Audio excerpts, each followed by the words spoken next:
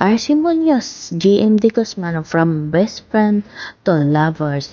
From best friend to lovers, yan ang ibinendera ng kapamilya actress na si RC Munoz patungkol sa relasyon nila ngayon ni GMD Guzman. Mula nga sa pagiging magtropa ng desisyon ang dalawa na i-level up ang kanilang pagkakaibigan. Sa kanyang Instagram account, ipinost ni RC ang isang video kung saan mapapanood ang pagbibigay ni GM ng bulaklak sa kanya nakuha habang nasa dalampasigan sila ng Boracay.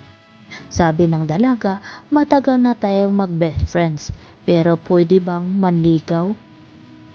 Sa caption ito naman ang isinulat ng actress, just really glad that the whole family was able to witness this beautiful moment. Dito ginamit nga niya ang mga hashtag na hashtag forever at hashtag from best friend to lovers. Pinasuan at nilike naman ito ng kanilang fans sa IG followers. Kabilang na riyan ang mga kaibigan nilang celebrities. Nag-reply naman din si Jim sa nasabing post ng isang smiley emoji. Nag-promise naman si RC na magbibigay ng mas marami pang detalye tungkol dito sa susunod niyang vlog sa YouTube na mapapanood daw bukas. Samantala sa isang pang post ni RC, nagbigay naman siya ng mensahe tungkol sa kanyang pananampalataya at sa naging realisasyon niya nitong Holy Week.